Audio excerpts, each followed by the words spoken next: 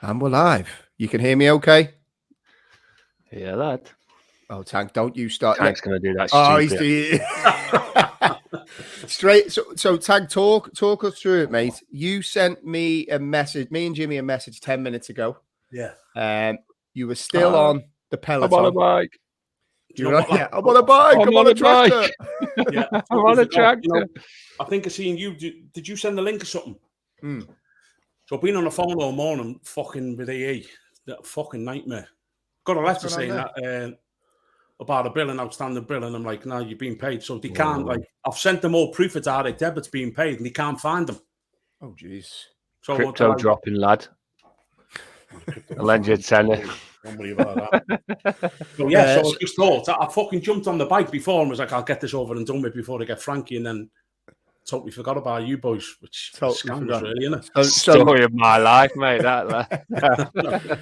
and to be fair, I don't think you realised 2 minutes ago when you went to set on your camera, you were walking. I'm guessing you had a bottom half on, Tanks, or were you totally bolloco when you were walking around there? Because we just seen you topless, which was a delight.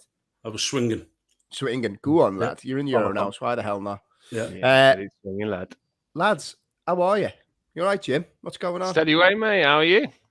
Good, yeah, good. In the new digs, as you can see. Yeah, looking good, looking well, making me jealous. Yeah, I'm happy, mate. Hopefully the internet signal's decent out here. So, yeah, for those that don't watch us on YouTube, I've built myself a little man cave out the back. And today is the first podcast that I'm doing live from the man cave. To be honest, I've tried to create a scenario where I don't need to go in the house much. So I've got TV, beer fridge is ordered, laptop, Sky TV, a sofa bed, all the essentials is basically in here. So I never need to leave. Is my worst one, it, mate. You need it's a piss in it though. That's the issue. You got no garden either. We got no bushes or anything in the garden. I've got a little bush outside. Oh, is that that's your spot? Is that's the kids' little piss spot? Yeah, I didn't know whether you were talking about the missus there, Jimmy. Mate, yeah. So, Jamie, can I just ask you something? Of course you can, mate. You haven't decorated that, mate, because there's no man cave that I've ever seen with beautiful pictures and flowers and like trees and you haven't done that. I'll give you that, Tank. It's proper gay. It should be called a girl cave, not a man cave. No, hold on. So, no, I'll be honest. I did, yeah. I'm a proper metrosexual man, mate, Tank. Like, I insisted. If you look there, there's candles and everything in here, mate. I'm a candle man. I'll give you that.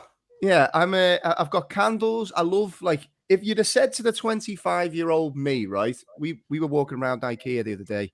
I think I've probably spent 500 quid on fake plants over the course of us being in this house. What, and you're killing them as well?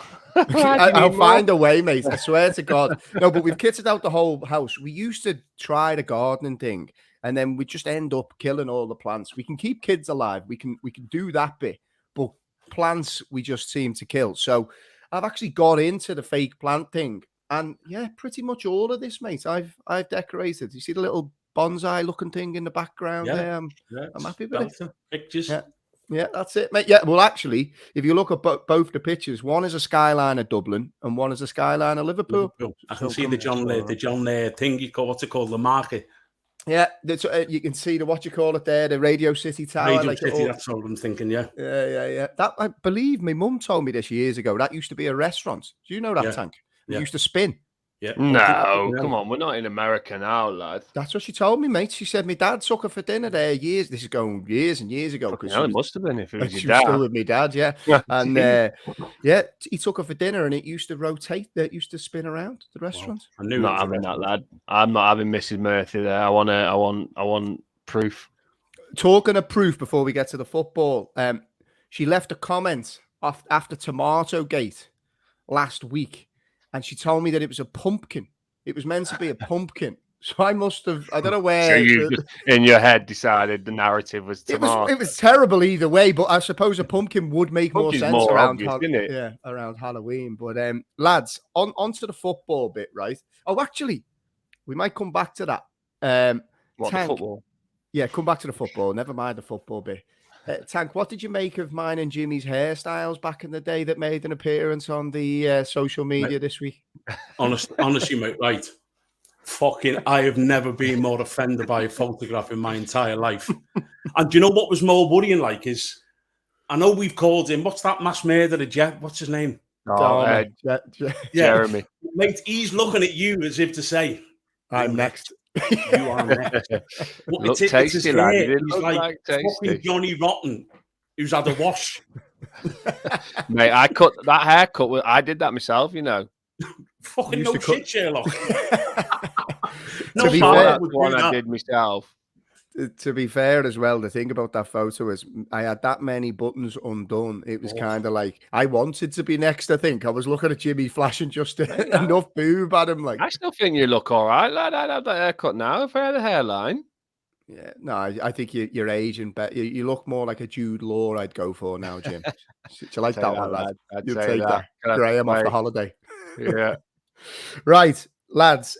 Football. So I had a big agenda written out, loads of talking points, and then about an hour before the podcast, the news breaks that FSG are potentially looking to sell Liverpool. Now, depending on how you read this report, Jimmy's already changed his name to Jude Law on the screen.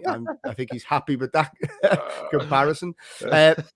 Tank, I've got to come to you for your reaction, because however you want to interpret the report, David Ornstein broke it in The Athletic, or if you follow John Aldridge, did you see his tweet?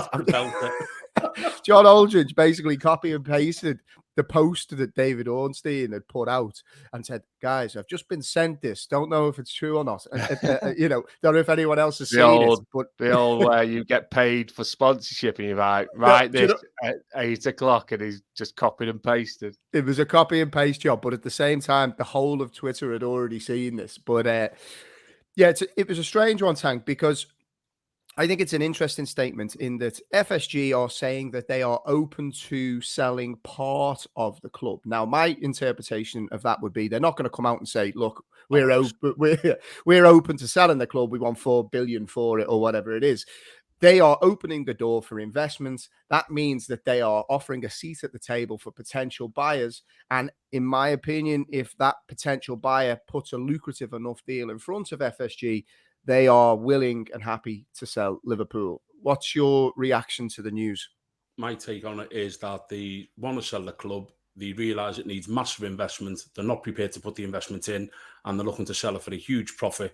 They can't come out and say the club's for sale outright, because if they get left with the club and they don't sell it, the fans will be saying you've got owners who own the club who don't want the club.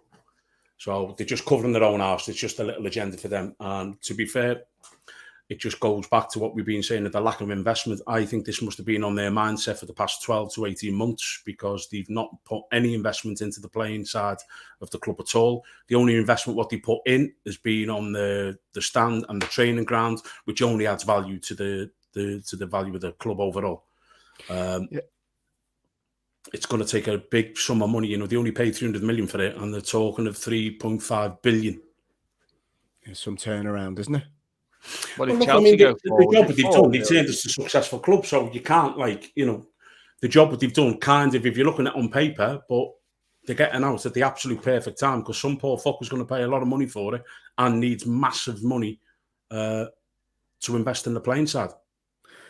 You're looking at this, Jim, I suppose, and I appreciated the angle you were coming at this morning, because I think it's an interesting one. There's going to be a lot of moral dilemmas going on for potentially a lot of Liverpool fans, because you look at a deal of this size. Tank just spoke about the potential numbers involved there. There's only a select number of people that could come in and buy a business, a football club, an entity of this size. And I suppose the worry for a lot of Liverpool fans who have been very vocal around the ownership models of the likes of Manchester City and Newcastle is, a Middle Eastern consortium, country, state-backed, whichever state-funded organization, whichever way you want to slice it, would be something that I think a lot of Liverpool fans would have a problem with. Where do you see this one turning, Jim? Firstly, do you think this is FSG flashing their knickers and saying, we're actually for sale, let's see what you've got? And then second of all, what type of owners do you think this could potentially bring into Liverpool? I think it's a we've been made offers, and we just want to make it public that if anyone wants to throw stupid money at us, we'd be willing to sell. Now, if someone offered me a couple of million for one of my kids, then I'd think about it. Which one?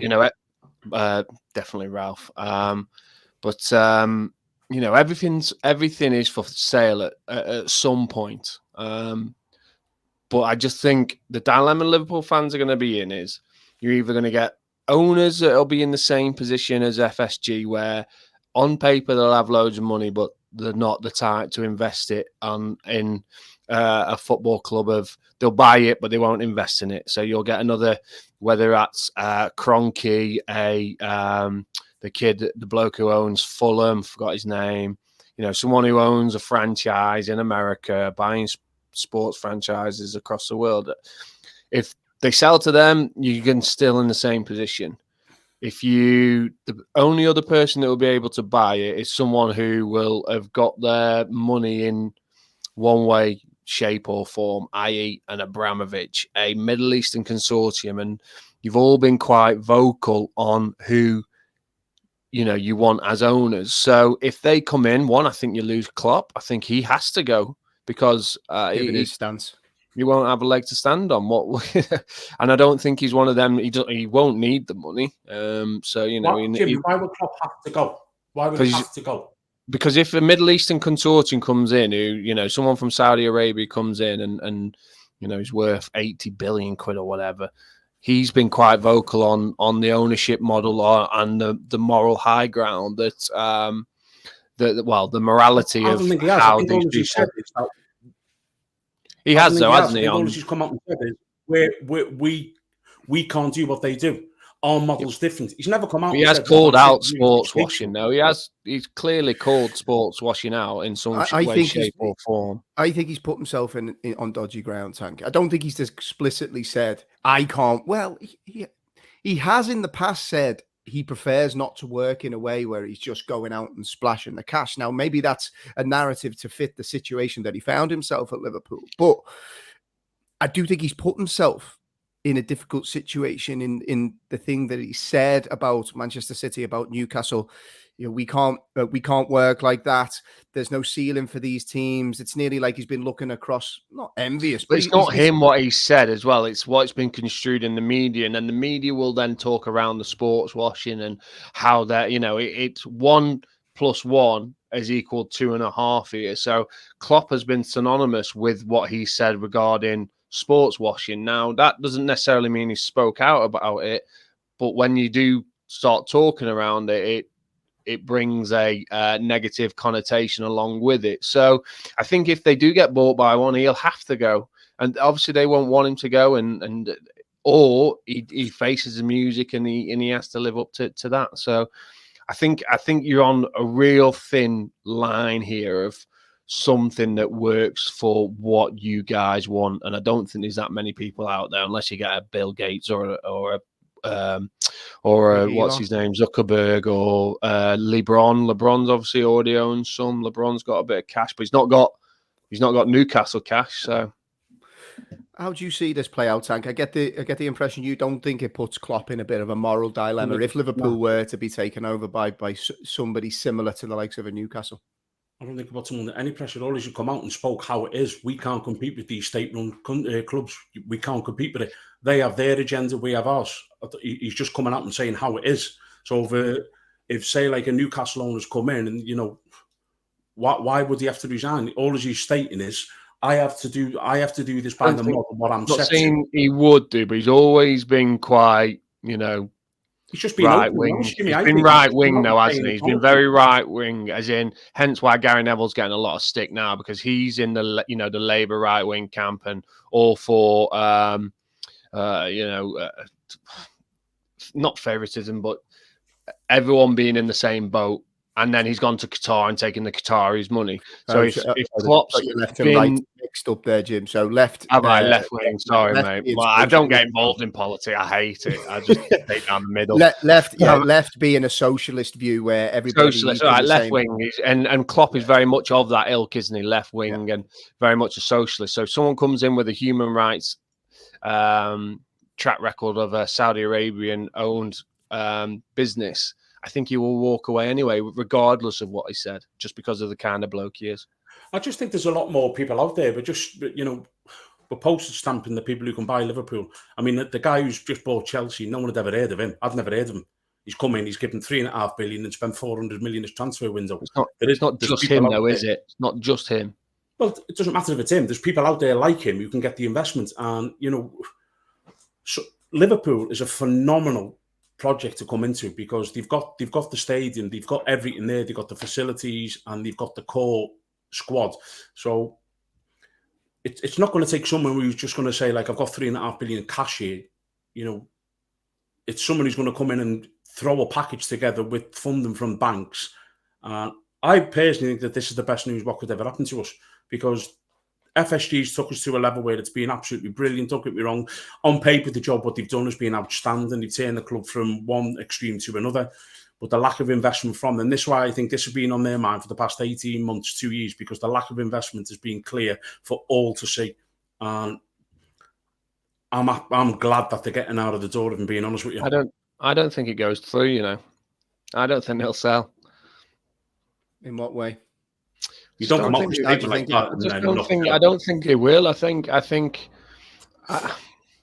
they're in this mind, and if they do sell, I don't think they'll sell to someone who is doing what you want them to do. So I just think because of the American model, the way that they have ran Liverpool, the way that it's been built, it can only be one owner that takes over, and I don't think I just genuinely don't think they'll meet the expectations that FSG want at this moment.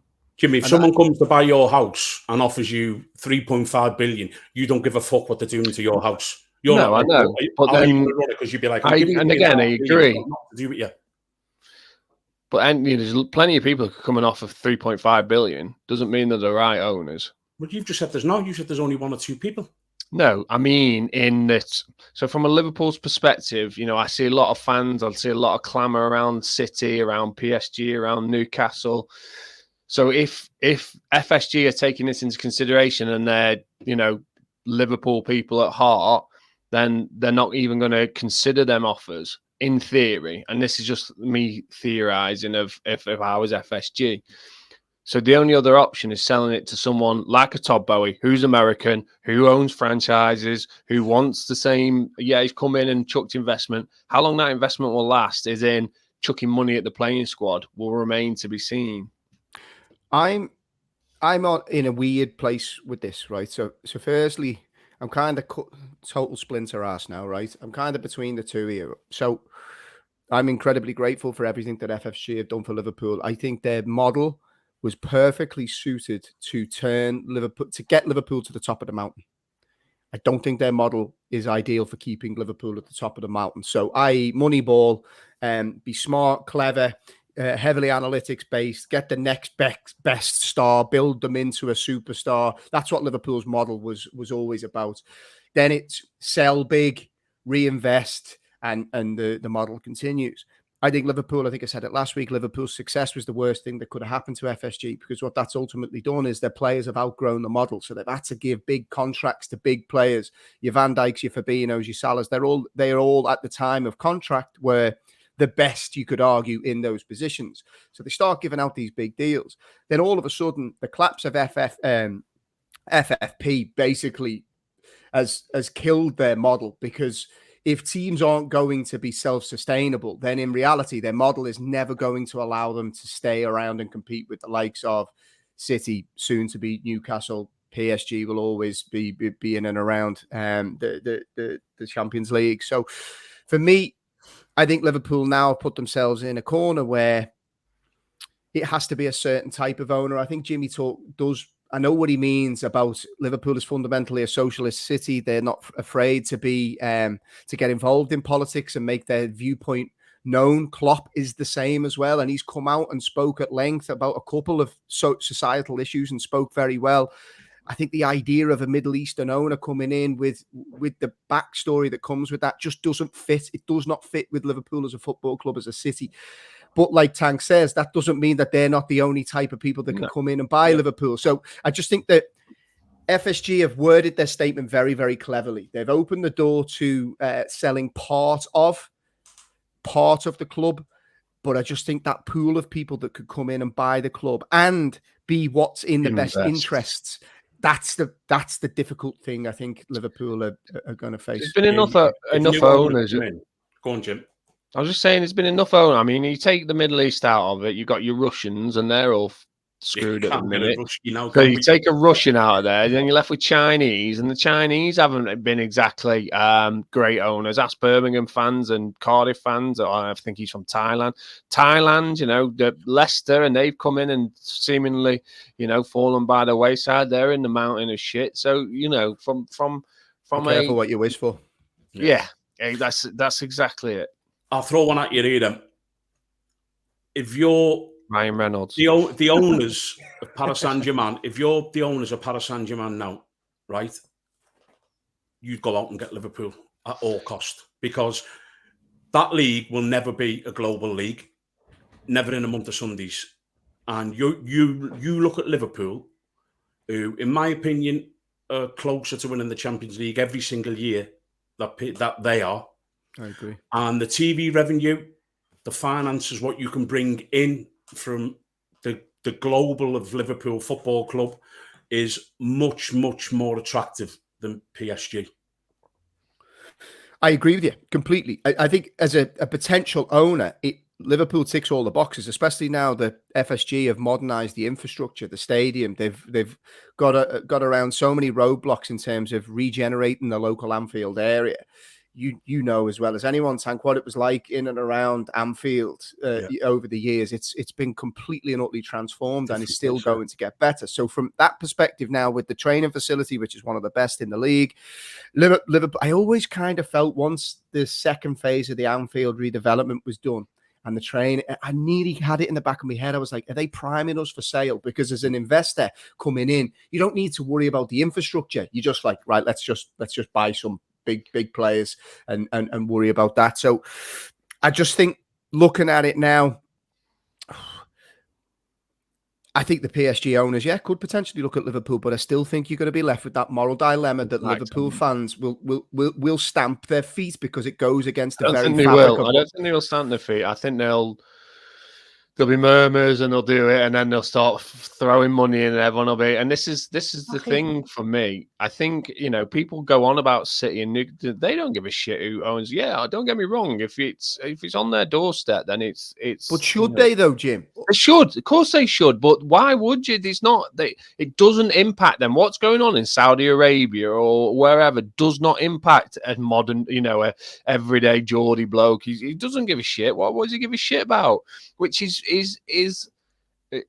that's however you want to take that. That's their decision. And this is where I find it difficult when a lot of fans, and not just Liverpool fans, but they get on City because of the amount of money they can spend and what they've got.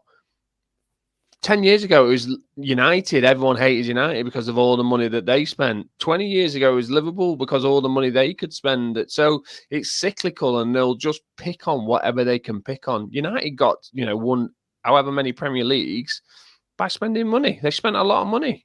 City have done it. They're still spending. Chelsea did it. They're all. That's the thing, though. That's for me the issue with Liverpool, Jimmy. They're all still spending. United have been spending for 30 years continuously. Chelsea, but they're a massive club, though, aren't they? That's the thing. I think no matter what owners comes in, wherever they're from, whatever they do, if they come in and they say, right, there's Bellingham and there's Mbappe, well, welcome to Liverpool. There's not a single Liverpool fan who go, but we don't like what you do in your country. They will, but they'll secretly be loving it too. They'll do it just because they feel they need that moral high ground. Trust me, I know enough Liverpool fans to know they will, but they'll secretly be loving it as well. And that'll soon die down once you start winning Champions League, Premier Leagues and trebles and whatnot. I don't care what Man City's owners do. I'm envious of Man City. I'd love to have the money what they've got. There's nothing to do with what they do. I'd just love to have the money what they've got. I don't really think they do a hell of a lot. I'd love to have the bigger house down the street. Do you think it's... I'd love to have the bigger house down the street as well. That's what, jealousy is that it. And I don't go there and go, oh, you've got your money by, if that bigger house down the street gets it from OnlyFans or prostitution, I'm gonna slag that off because I'm jealous, and that's what I feel happens. Anything on OnlyFans, Jim, unfortunately. Not what you wouldn't. What I've seen today, mate. Yeah, you wish. But by the way, just on OnlyFans, there's some serious money to be made in that. By the way, mate. Oh, come on, Liverpool. just say it. Might be a market in that for lad. us, You're good looking. If you had your body and face and my cock, we'd make millions. Like. On that note, the football, right? Liverpool, Tottenham, big game of the weekend. Well, there's a couple actually. Start Liverpool, Tottenham. Yeah, it was a big game of two halves. I was impressed with Liverpool in the first half. Thought they dominated the ball well, looked bright going forward. Salah and Nunes were linking very well. I thought they looked a real problem. And then Conte gave them the rockets at half time. Tank and Spurs, lay siege on the Liverpool's goal, but Liverpool were able to hold out. What did you make of the game? Firstly, massive result for Liverpool, but it's a big result. Conte's a frustrated man, isn't he? He just doesn't seem happy. Yeah, I mean, his reaction when to Pep Linders was like, what's all that all about? It's a bit much. Because Robbo actually had the ball, didn't he, as well? Robbo had the ball in his hand, like going like this at the Tottenham player, and then he's just flipped on Pep Linders. I think he's like, he is a frustrated manager, but I don't really see why, because they have backed him. They backed him in the summer. They've had the best start they've had for God knows how long. I don't really understand why. I think his ego's been hit. I think his ego's been hit by the booing. I think he's like, hold on, you brought me in to make you competitive. We've had our best start, arguably, give or take the last couple of results for a long time. I think they've now qualified, haven't they, from the Champions League? So, what do you ultimately? What does he want them to do? I think he's a bit pissed off with how they're treating him. This is what we spoke about last week, wasn't it? It's like they want to play the Tottenham way, which is what, like, just play nice but win fuck all. The man's a winner. But just on the game, I thought Liverpool started really brightly. Captain Chaos, I think I messaged you, in the first 6 minutes had three like big moments in the game, could have scored, and he's just carnage. For me, the major change in the game was that Liverpool, and this is where we go back to the investment. Liverpool's midfield, for me, watching that game yesterday, we are absolutely shot to pieces in that midfield. Fabinho looks like terrified. He looks terrified to get the ball anywhere in the midfield. He's like, just don't give me it all. I want to get away with it. And Thiago, I thought that was possibly his worst performance that I've ever seen him in a Liverpool shirt. Everything he touched, he'd give it back to Tottenham. And I think if we would have had the Tottenham's midfield in our midfield, we'd have beat them 4-5-6-0. Yeah, it's funny. I saw the same thing as you. It was interesting. I saw a few people throwing shade at Harvey Elliott in the first half and saying that. And I thought that seemed harsh for me. I think Liverpool have cried out for more creativity from the midfield. You now get more creativity. There's going to be a few gaps, but I think he was rotating his positions. He was good in tight areas. He was looking to create. I actually enjoyed his performance. And when you're looking at the senior pros that are in there with him, now at the same time, I also think their legs have fell off. So like there's a consequence here. It's not that they're trying to be bad, and I agree with you. They weren't great, especially on those big pitches. It just seems like from 55 minutes, their legs fell off, and we don't have the energy in there. But to blame it on a young kid who's making his way, he's a massive talent. I genuinely do think he's a massive talent. But Liverpool's issues in midfield run much deeper than Harvey Elliott. Jim, is he getting stick, Jamie? Yeah, I saw. No, not stick, but kind of he's good going forward. Well, actually, kind of a mixed bag. They can see what he brings to the team, but his output in terms of assists and the getting numbers up on the board is a little low. And then people question the space, the space in and around Trent in terms of protection. So you look at Henderson not being in the team, for example. Maybe they're saying that the issues Trent are having is probably because he's not getting as much protection, which I think is a little bit unfair. But I think Liverpool's problems go way deeper. I thought he was brilliant. I was shocked he come off. I thought the other two should have come off before him. And I thought when Enzo come on, he was fucking woeful. Yeah, he didn't get going at all. Jim, what did you make of the game? As you say, mate, I thought you did really well in the first half, and then I think you got lucky with the Eric Dyer headache trying to go back. God knows what he's trying to do there. You just put your head on it and get it away, don't you? And he's trying to get it back to the keeper, but. The thing that, if I was a Liverpool fan, the thing I would be pleased with is probably about 3 or 4 weeks ago, with the pressure that was coming from Tottenham in the second half, you lose that game.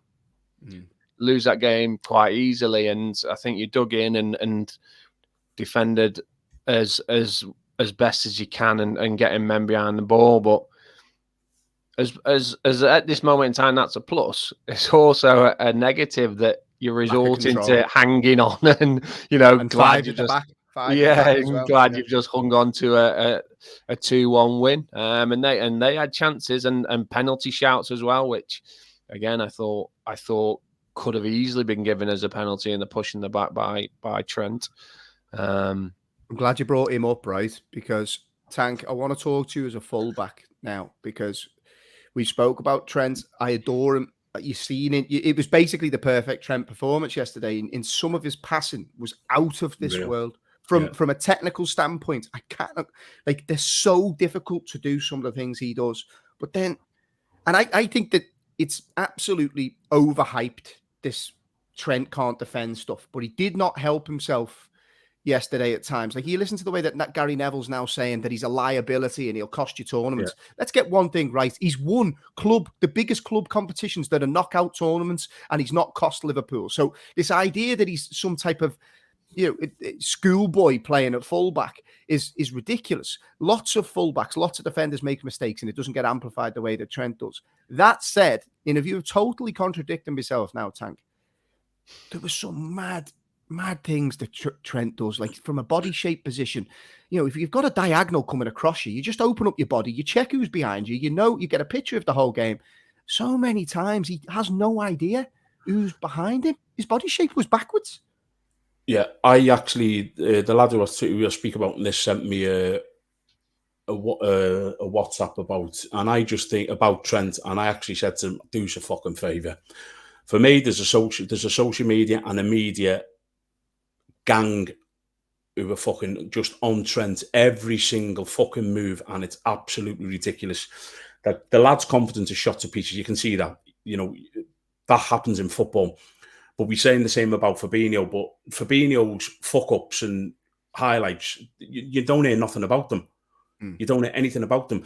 Let's get the facts right. Trent Arnold was part of Liverpool, the best back five in Europe over the last 2 or 3 seasons, who kept the most clean sheets, won Champions League, won leagues, won FA Cups, won everything for like maybe 3 or 4 seasons.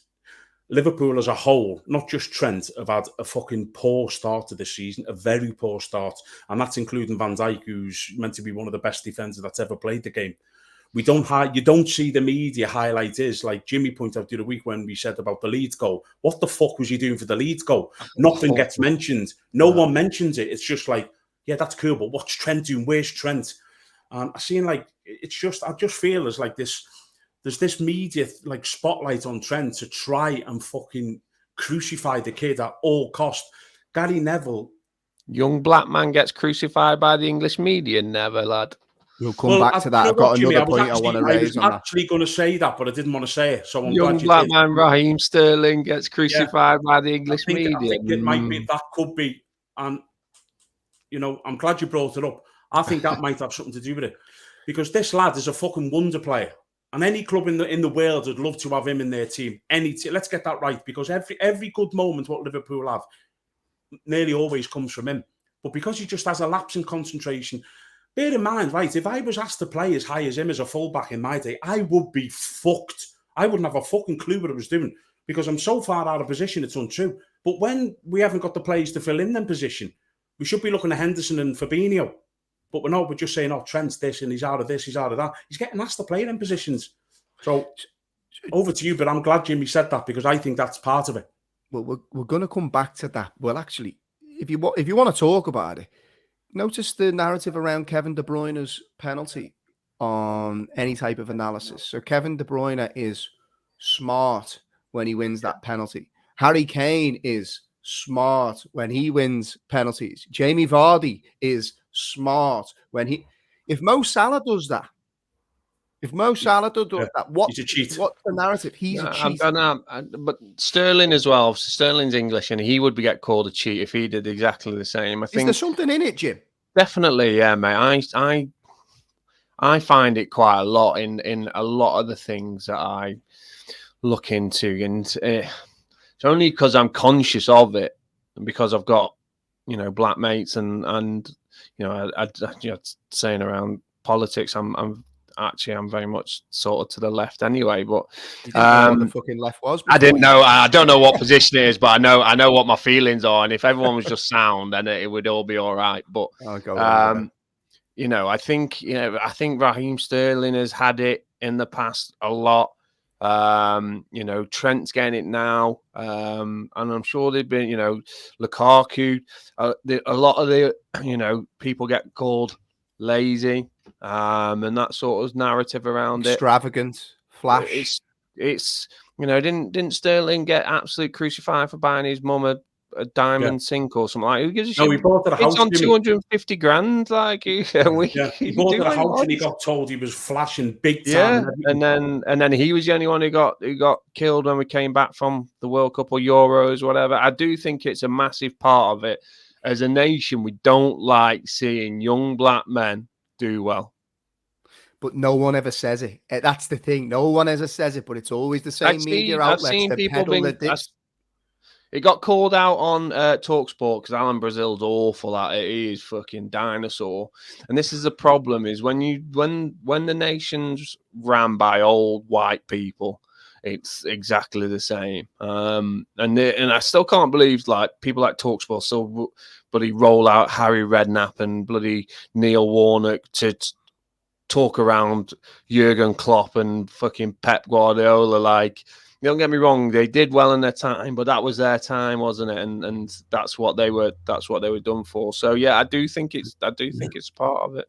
Do you know, it's funny you say that, Jim, about obviously having black friends. And my missus is as you know, is mixed race, and obviously my kids, and hearing what she and her family went through over the years, and then the intentional racism, but also the unintended racism as well. And she's exposed me to that. Like, she gets followed around shops. Like, she gets she goes into.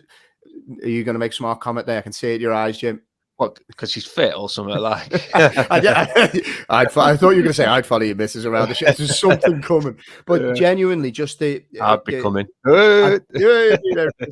I just become very aware of the language you can and can't use, and I've noticed, particularly in the newspapers and the media, there is totally different language used when talking around young, successful black players in football, and it's not a coincidence, in my opinion.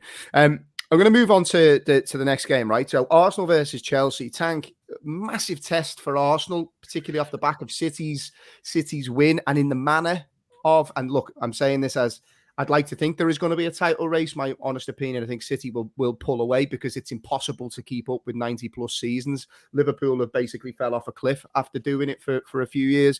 It's a massive ask for this Arsenal team. That said, I've been really vocal on this. I think Arteta's brilliant. I think he's a really, really top coach.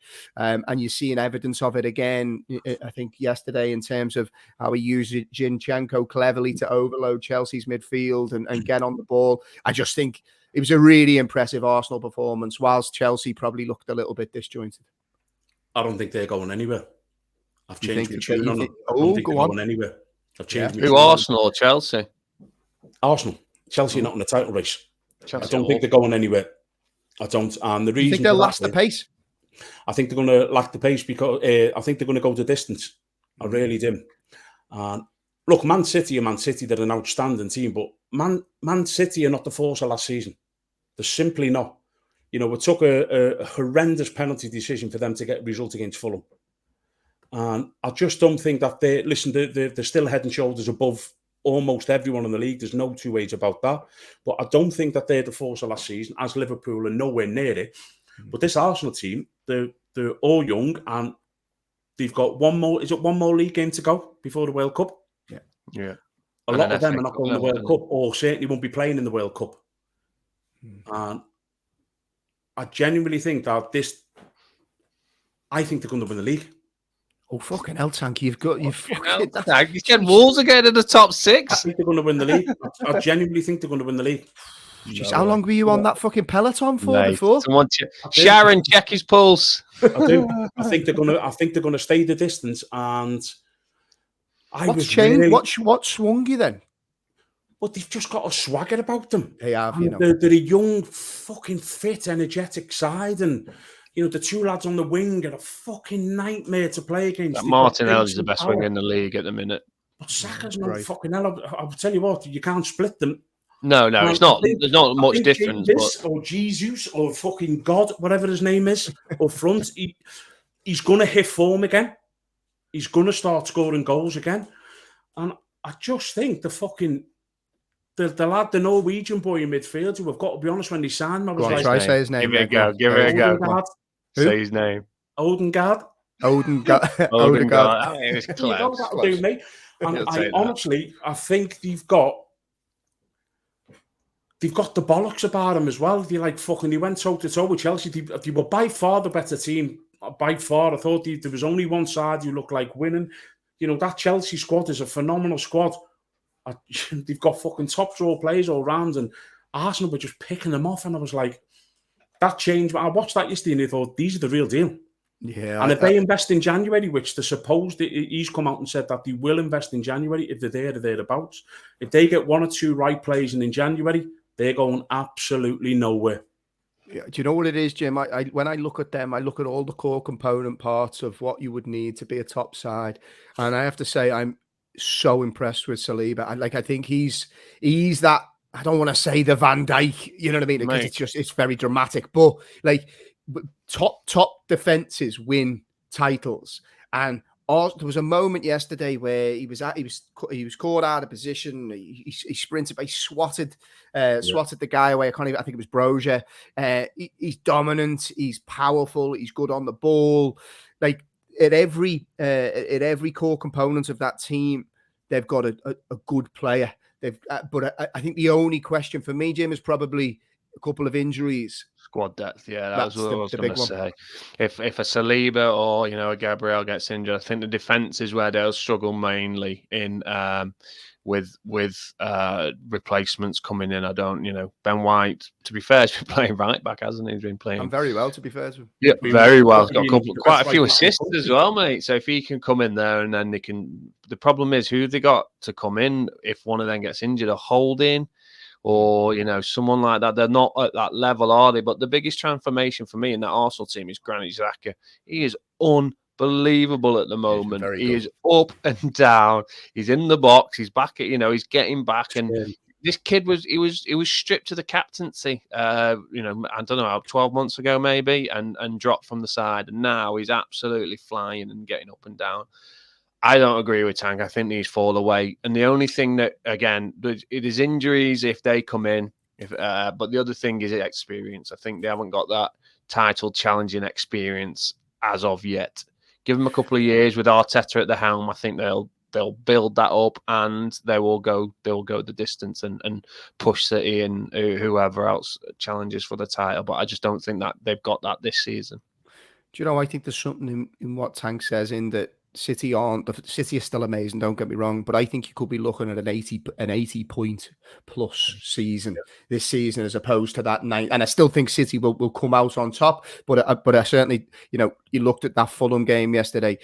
And you've got to look at the season that's in it as well. Look, this World Cup in the middle of the bloody season, it's going to throw up strange things. I think at this moment in time, Arsenal are comfortably the best of the rest, and to be honest, by some distance, in my personal opinion. You not think they're better than City at this moment, Jamie? Yeah, I do actually. City, I've been thinking this for the last 3 seasons up until and then someone after Christmas, they'll just go on and win 15 games in a row, and they always push it to the end. I think City will win this by mine.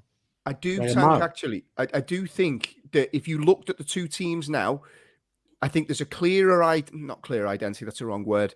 The trajectory of the two teams. I just think everything is positive for Arsenal. They're building something. We speak about momentum in football. I think the manager is smelling himself a bit, and rightly so. He's walking into rooms and owning them now, as opposed to kind of finding his feet.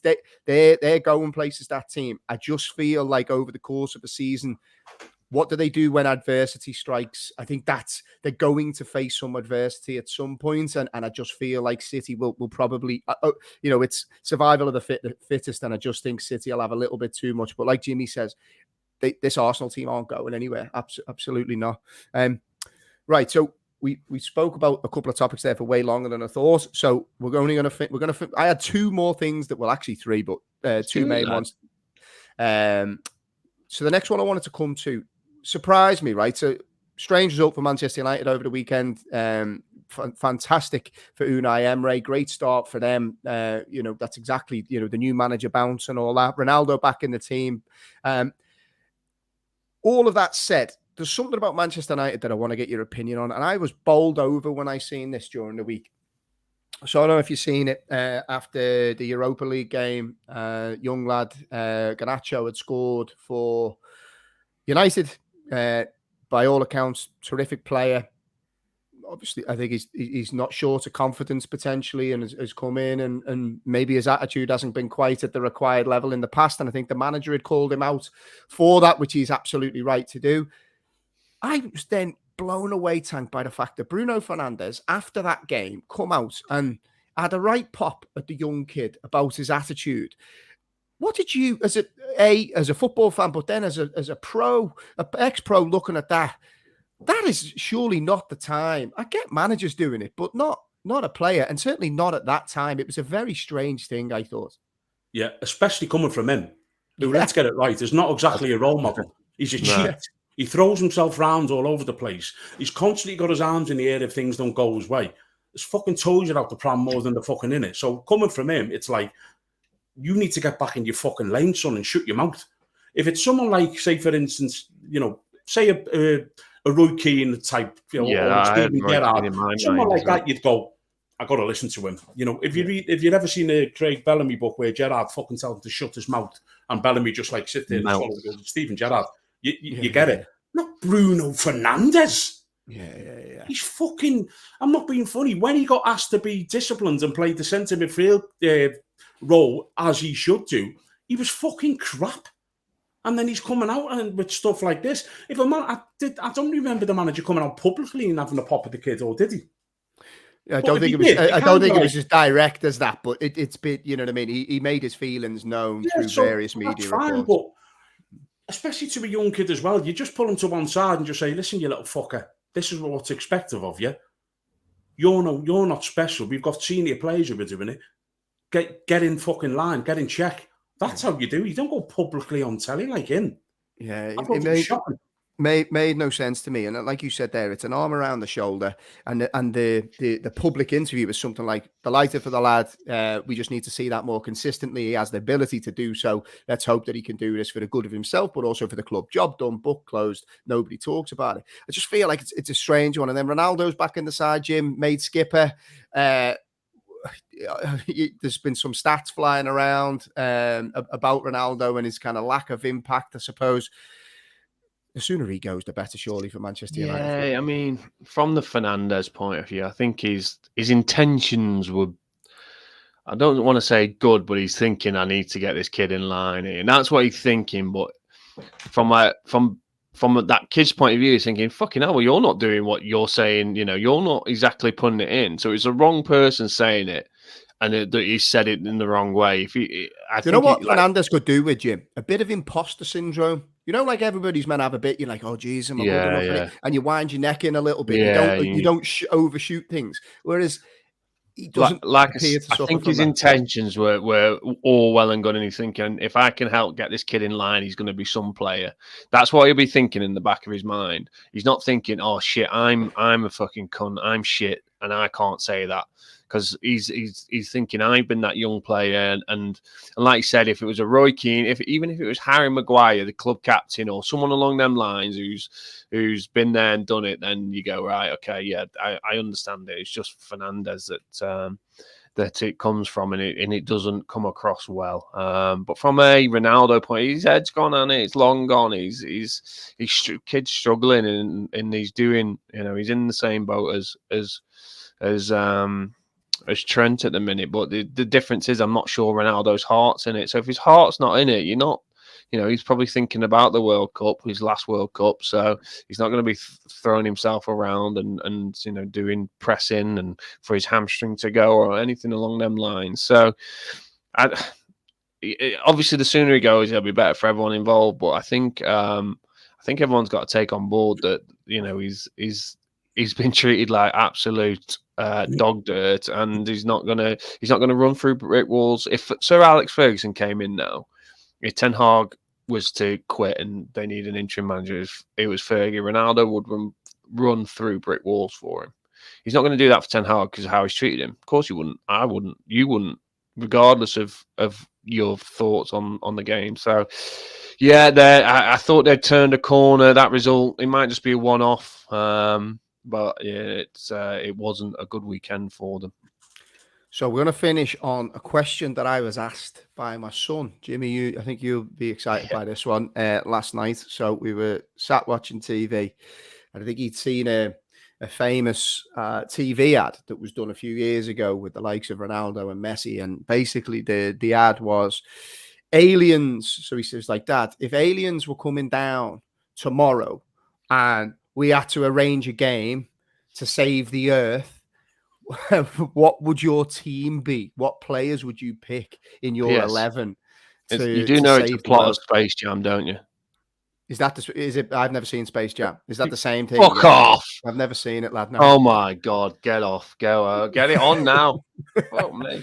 Yeah, I've never seen it, lad. I've not seen a lot of classic movies. I'm bad. Like, well, basically, the aliens come down, take all the basketball players' skills, and Bugs Bunny has to get a team together to take on the Monstars. Okay, so yeah, it's exactly that, right? So, Tank. How old are you, Jimmy? Mate, you've never seen Space Jam either?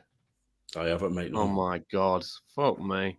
Tank. So the aliens are coming down. I'm guessing you're gonna, your thought process here is we need some guys that are gonna stand up, have a bit of balls about them. You know what I mean? We need to save the world here. We can't be having Bruno Fernandes throwing his arms around. We need a very specific type of player. We'll go for sake of ease 4-3-3. No messing. Who's your 11? Who you're having as your goalkeeper? Schmeichel. Yeah, no messing. I'm agreeing with you there. 100%. All time is this? Yeah. Oh, we go. Oh, yeah. That was another thing my son said. We had the option of current day and all time, but for the benefits of the podcast, should we go all time? We go all time for today. Yeah, but there's people like Yashin and stuff who are just unbelievable. Like let's say modern day. Can we say modern day? Okay, go on. So Schmeichel, all around the house. Schmeichel, everyone agreed? Schmeichel. He was unbelievable, mate. That save. He'd scare those aliens, mate. Fucking come legging out. It's like Ivan Drago in goal. Against him, though. So right back. Dani Alves.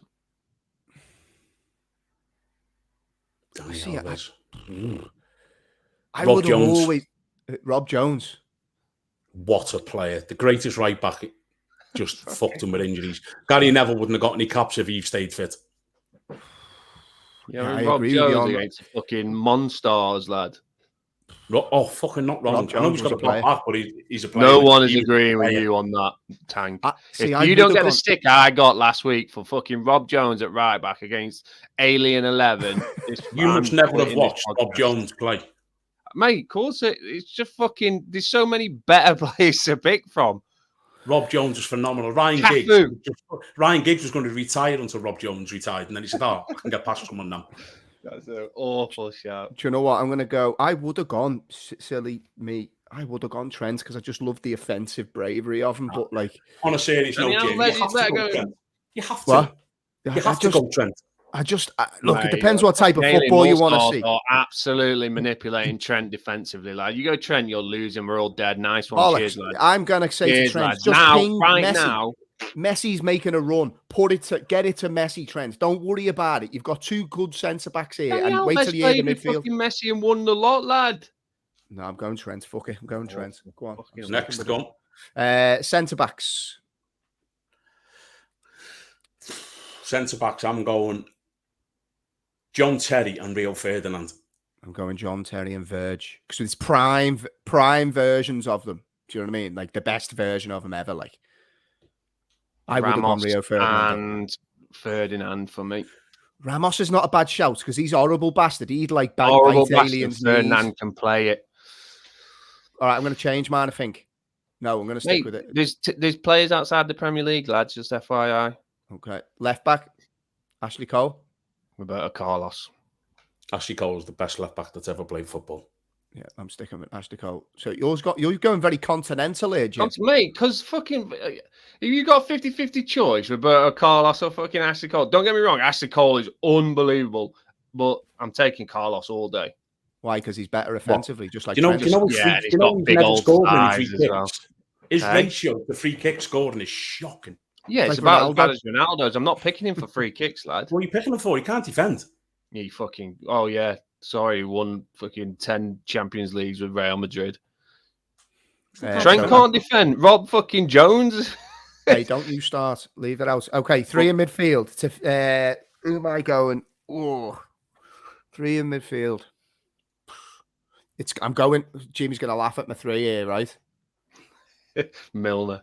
Steven if it's Steven fucking Gerrard's Henderson, I'm hanging up. If it's Henderson, I'm hanging up. Steven Gerrard is going in 100%. Zidane's got to go in. Don't you be quiet about Zidane. You got. I'd give you Zidane. No, I'd have Zidane, but not as an attacking. He's average. Not as an attacking midfielder, though. I wouldn't have him as an attacking midfielder. I'm going Gerrard, Xavi, and Iniesta. Oh. See, I've got to get Roy Keane in there. Roy Keane's my captain. Like he's taking aliens down. He's like, you've got, you know what I mean? We can't just play this by like halves. We've got to be a bit nasty here. Like these have got superpowers and everything. They can read your mind. Around them, lads. Who's your midfield? Gerrard smashed them. Iniesta and Xavi will float past them. It's a nice midfield, that Tank. Jim? I'm thinking you better pick fucking Kevin De Bruyne now. Kevin De Bruyne, isn't it? I'm thinking Pirlo sitting with 2 of KDB and either Zidane or Gerrard. You're hilarious, you. Fucking slating Zidane last week, and all of a sudden you want him to save the world for you. No. I'm saying not when I he's got the skills though, Annie. He's got the skills. When I say myth, what I mean is I just don't think he can be labelled up there with R9 or with Ronaldo. But you'll pick him in your team to save the world. Because he's got the skills, and he's got the, but he just doesn't get the assists and goals that I want from my world class players. But you put him in. You're putting him in then, yeah. Yeah, because him and Pirlo together getting the ball off the back 4 and then zipping it out to KDB. Front 3. Messi, R9, Ronaldinho. Oh, I think that might be the greatest makeup of a front 3 of all time. I'm not picking Ronaldinho. He's too lazy for this team. What? I'm going Messi. R9. Oh, do I go? I'm torn. He'll pick himself for something here, trying to be. I'm torn between Ronaldinho and Neymar. Neymar? See, your top 3 players in the world the other day, R9 wasn't in it, but you put him in the fucking this team. You what? That's you, Jim. R9 was not on your you didn't. R9 was second. It was CR7, R9, then Messi. No, R9's unbelievable. The only reason he's not the world's greatest because he's got chocolate knees, lad. He was the original superstar, mate. He's fucking unbelievable. He's quality. The best player ever was. You going Neymar, Jim? I don't know. Toss a coin. Alexa, toss a coin. Oh, it's not plugged in. No, I'll go with Tank. I'll go with Ronaldinho. But Neymar is a strong contender for first substitute. And manager to finish? Roy Hodgson. If Fergie can come back and do like a soccer aid 90 minutes, I'd be fucking getting Fergie in, to be fair. You got to have Fergie, haven't you? Got to have Fergie. Yeah. Right, boys. We went way over time there. That's enough from us. Thank you as always, lads, for your time. Tank, where are you off now? You're a busy man. I'm dying for a piss, mate, to be honest with you. Is that why you're fidgeting? Okay, yeah, right. We'll wrap this up. Good. So Tank's off the toilet. Tank's off the toilet, Jim. Much planned for the rest of the week? No, lad. Just fucking kid stuff in it. No training tonight. Luckily, got a night off. Nice. Right. Well, lads, it's been a pleasure as always. Everybody that's listening, stick with us. Send us your feedback as always. If you haven't subscribed on YouTube or any of the audio platforms that we have the podcast, please do so. Or failing all of that, just send us a message on social media. Let us know if you're enjoying the shows and what you'd like to see more of. But with that, most importantly, we hope you have a brilliant remainder of your week. And we look forward to chatting to you again next week on the Boot Room podcast. All the best. Take it easy, lads. Cheers, boys.